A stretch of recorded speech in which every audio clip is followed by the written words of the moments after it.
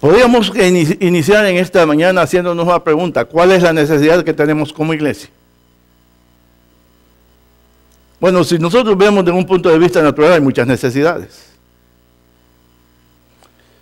Pero la necesidad más urgente, más vital, más importante que tenemos como iglesia, hermanos, es tan fácil de decirla y tan difícil de cumplirla.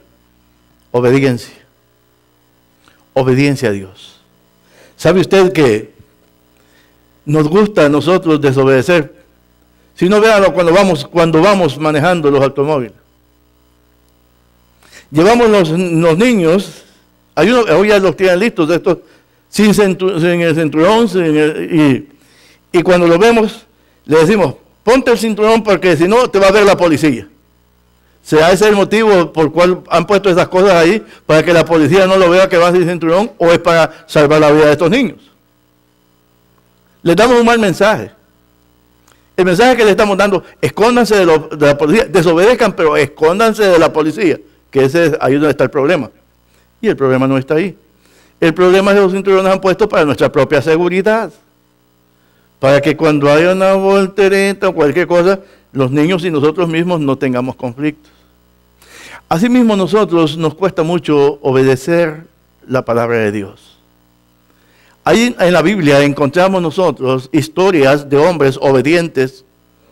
Pongamos Abraham, el padre de la fe.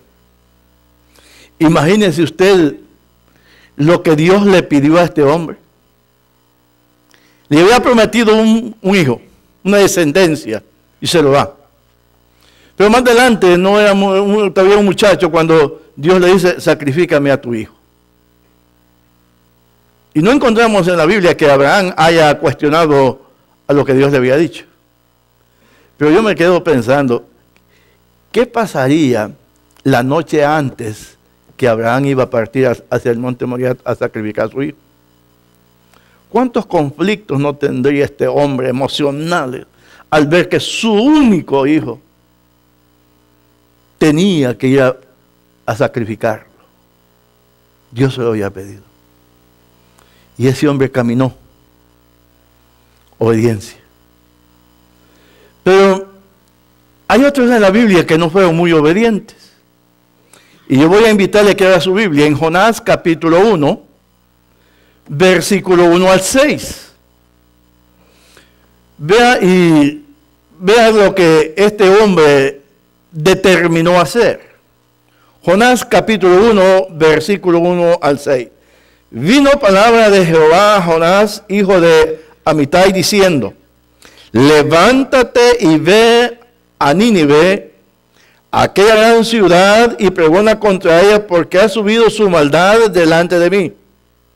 Y Jonás se levantó para huir de la presencia de Jehová a Tarsis, y descendió a Jope, y halló una nave que partía para Tarsis, y pagando su pasaje, entró en ella, para irse con ellos a Tarsis, lejos de la presencia de Jehová. Pero Jehová hizo levantar un gran viento en el mar, y en el mar una tempestad tan grande que se pensó que se partiría la nave. Y los marineros tuvieron miedo, y cada uno de ellos clamaba a su Dios. Y echaron al mar los enseres que había en la nave para descargarla de ellos. Pero Jonás había bajado al interior de la nave y se había echado a dormir.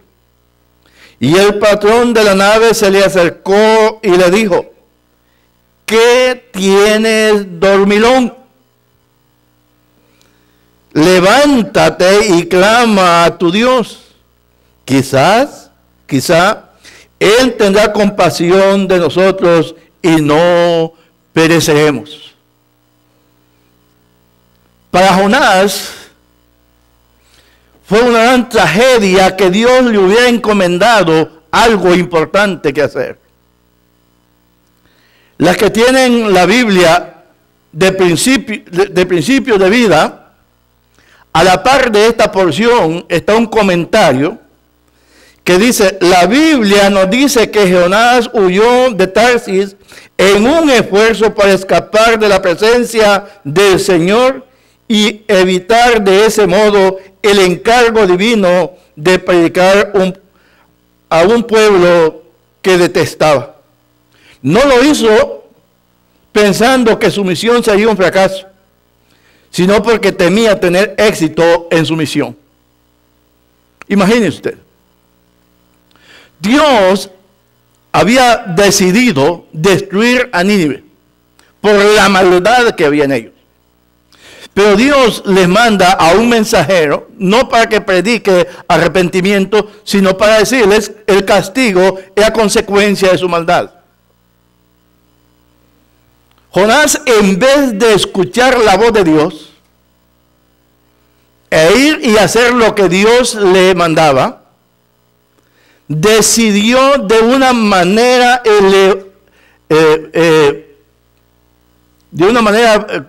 concluyente, podemos decir, definitivamente, apartarse y no hacer la voluntad de él.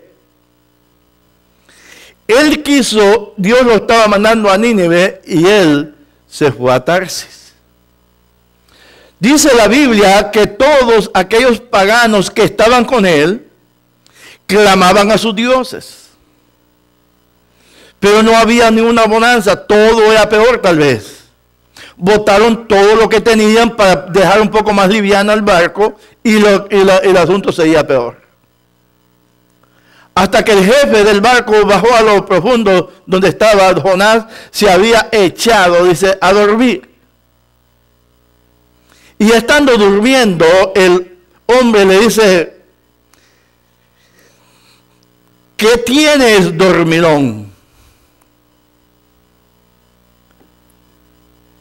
Levántate y clama a tu Dios. Quizás Él tendrá compasión de nosotros y no pereceremos. La gran tragedia de la iglesia hoy en día, y estoy hablando de todo el cristianismo, es que están pasando por alto el mandato divino. Que en vez de querer hacer la voluntad de Dios, nos hemos montado en el barco junto con Jonás. No queriendo ir a Nínive, sino cogiendo a Tarsis, que es lo mismo que desobediencia a Dios.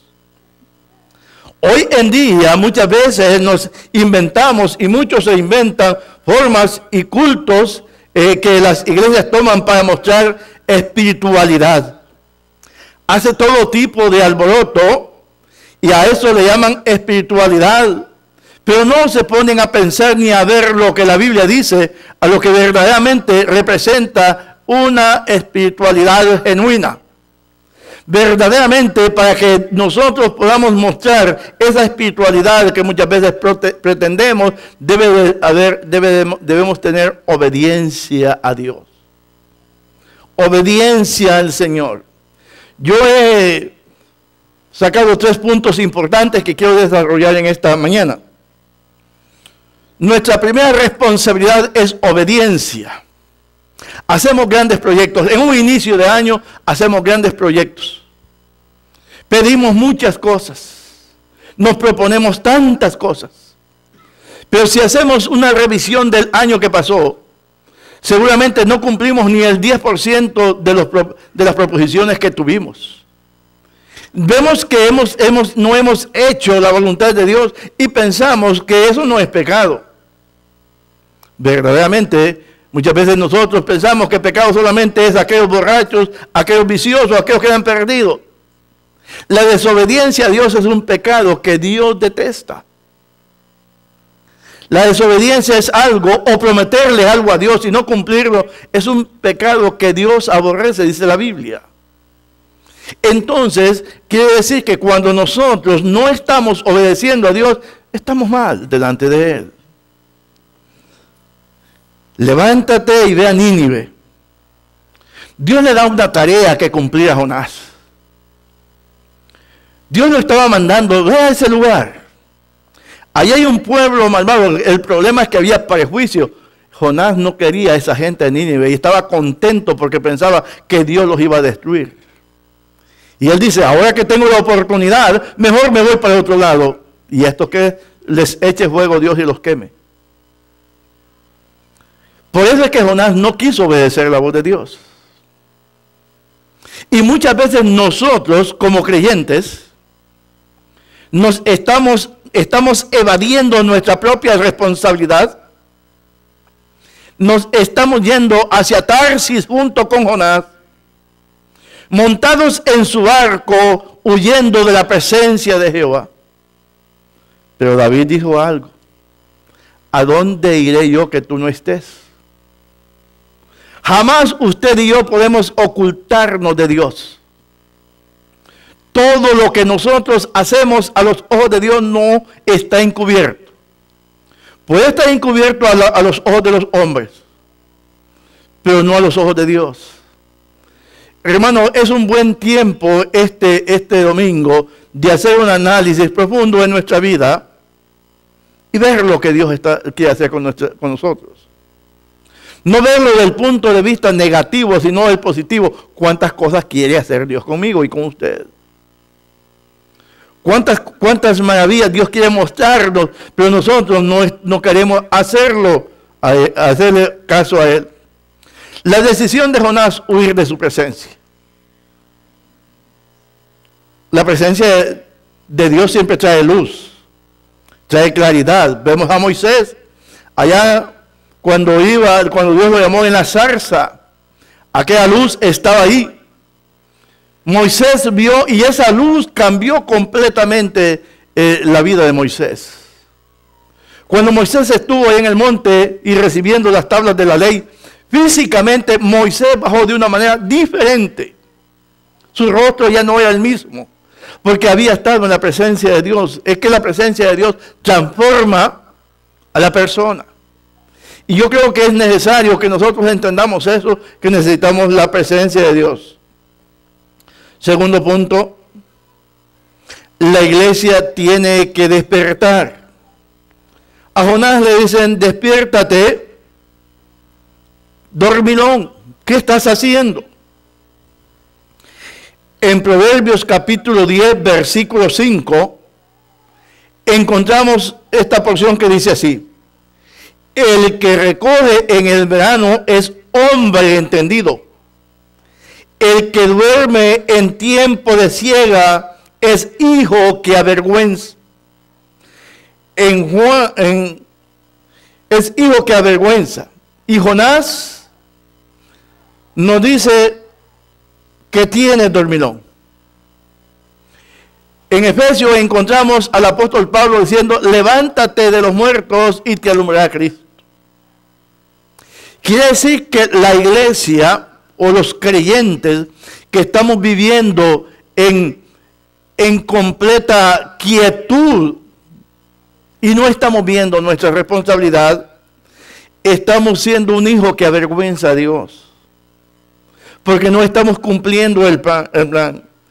El pasaje, estos dos textos bíblicos o versículos bíblicos demuestran la tragedia que está viviendo la iglesia hoy en día. Hay un gran enfriamiento espiritual. Déjeme decirle algo, yo creo que ya lo dije, no sé si en este final de año.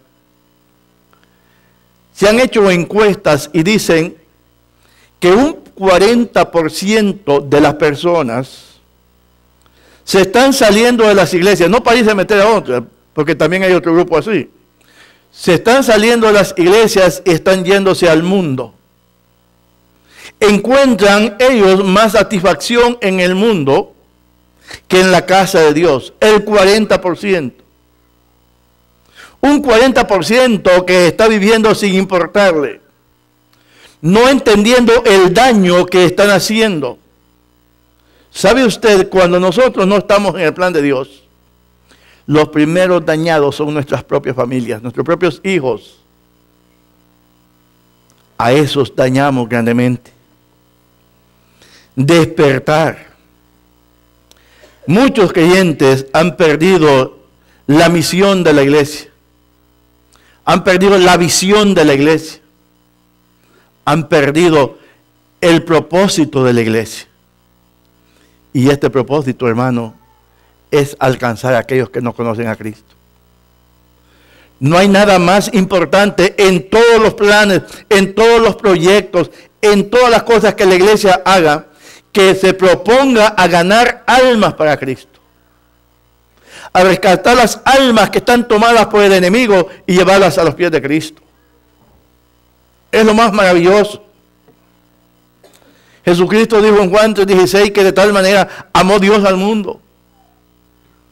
Parafraseando el texto bíblico, podemos decir que de tal manera Dios tuvo compasión del hombre o de la persona que se encontraba lejos de él, que de tal manera Dios le movió el corazón al ver la necesidad en que vive la humanidad o vivía la humanidad, que de tal manera Dios tuvo compasión aún cuando nosotros le aborrecíamos, lo injuriábamos, cuando nos volvíamos altaneros delante de él. A pesar de eso, la Biblia dice, Dios tuvo compasión, y esa compasión se mostró no con simples palabras. Dios permitió que su Hijo, nuestro Señor Jesucristo, ocupara el lugar suyo y mío en la cruz. Él murió allí, en esa cruz de vergüenza y de dolor. Es tan inmenso el amor de Dios que no escatimó ni aún su propio Hijo. Es tan inmenso el amor de Dios por usted y por mí, que permitió que ese hombre, que los hombres le injuriaran en esa cruz. Es difícil entenderlo. Usted no haría eso. El hermano Fradén hablaba de una madre que había quedado con 9 hijos, que su marido había muerto y alguien quería adoptarle uno de ellos. Y ella dijo, a esta grande dice que dice, no se la puedo dar porque es la que me ayuda con los pequeños. A este otro tampoco le doy porque esta es la que ayuda a la otra. Y todos tenían una función que hacer, y este último pequeño es que no lo doy porque es el más chiquito que tengo en la casa. Imagínese usted, Dios que tenía su único hijo, Dios que sabía lo que iban a hacer con él en la cruz, Dios que sabía cómo el hombre iba a comportarse aún después de la muerte de Cristo. 2000 años después todavía el hombre sigue en su oposición a Dios. Prefiere mejor consultar los astrólogos. Prefiere mejor llamar a esa gente brujas algunas veces para consultar cómo les va a ir el año. Vean si no vea la televisión. Un montón de charlatanes saliendo ahí pronosticando y aplaudiendo a la gente. Prefieren mejor eso antes que acercarse al verdadero Creador, el hacedor y consumador de la fe.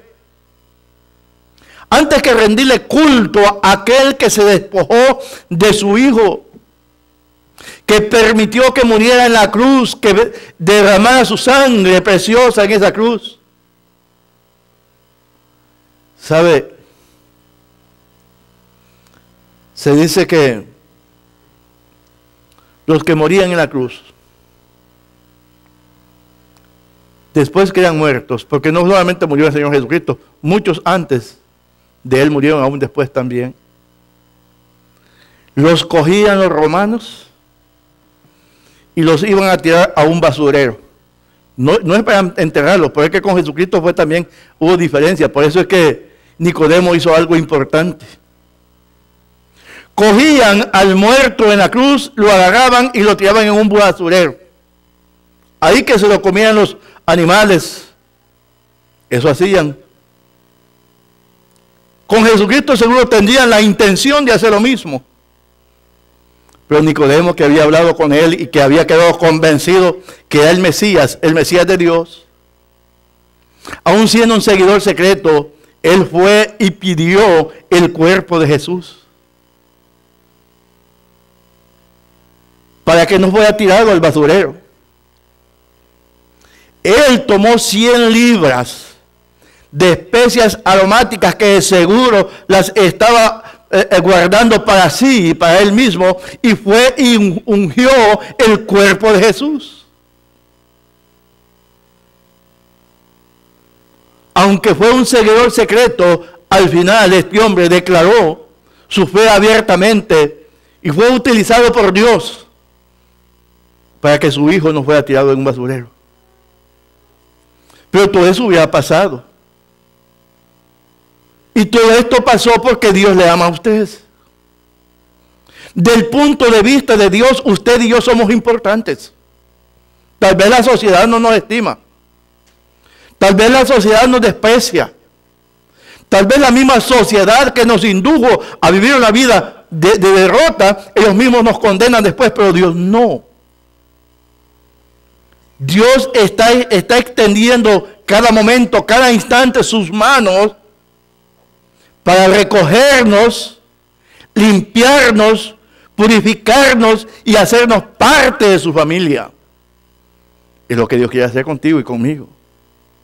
Lo que pasa es que como somos rebeldes, le decimos no, no, no y no. Estamos rechazando la gracia divina. Y como creyentes algunas veces, o por lo menos creyentes entre comillas, pensamos que lo que hacemos, si lo hacemos a escondidas, hay unos por ahí que en su religión que andan por ahí, que dicen ellos que el problema del alcoholismo es que se haga público, pero si lo hacemos encerrados en nuestra casa, nos ponemos ahí una buena y si lo despertamos después y no andamos divirtiendo a nadie, eso no es pecado. Eso no está malo. Dios conoce todos nuestros corazones. Dios ve todo. Y Dios, al permitir que su Hijo derramara su sangre en la cruz, era para limpiarnos, dice Juan, 1 Juan 1:7, limpiarnos de todo pecado. Para hacernos una persona nueva. Compró una iglesia sin mancha ni arruga en la cruz del Calvario. Esto es mi iglesia, dijo Jesús. Esta es la iglesia que compro. Es la iglesia que espero. Es la iglesia que busco. Es la iglesia que debe proclamar mi nombre a todos los perdidos. La iglesia tiene que arrepentirse. Segunda Crónica 7:14, vea lo que dice. Si se humillare mi pueblo, no está hablando de inconversos, sobre el cual mi nombre es invocado, y oraren, y buscaren mi rostro, y se convirtieran de sus malos caminos, entonces yo oiré desde los cielos, perdonaré sus pecados, sanaré su tierra. Si se humillare mi pueblo, si mi pueblo forma conciencia, entiende que es un llamamiento divino, que es un llamamiento a salvación, entiende que es una gran necesidad de buscarme. Si este pueblo verdaderamente me va a buscar, entonces yo voy a escuchar. Entonces dice el Señor, yo oiré de los cielos, perdonaré sus pecados, sanaré su tierra. Nos quejamos nosotros de todo lo que estamos viendo, de la violencia de la naturaleza. Pero Dios dice que cuando haya una completa relación de nosotros con Él, Dios va a obrar maravillas, va a hacer milagros. Dios va a hacer algo grande. Dios quiere hacer algo grande con nosotros. Dios quiere manifestar su amor a través de usted y a través de mí. Dios quiere que su nombre sea engrandecido a través de lo que nosotros hacemos, la vivencia que tengamos. ¿Qué vamos a responder nosotros? ¿Qué vamos a hacer? Todos aquellos que nos ven por la televisión, por el internet, también hacerles esta pregunta: ¿cuál es tu plan de vida para este año 2011? Como creyentes, ya Dios nos ha perdonado. Pero también Dios demanda algo siempre de nosotros. La Biblia dice que aquellos que pretendemos ser creyentes por sus frutos, los conoceréis. Ojalá este año nos sirva para poder usar un alto en nuestras vidas y realizarnos a la luz de la palabra de Dios.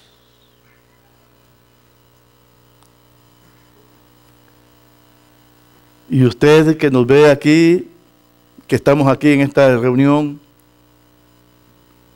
¿cuál es el propósito de su vida?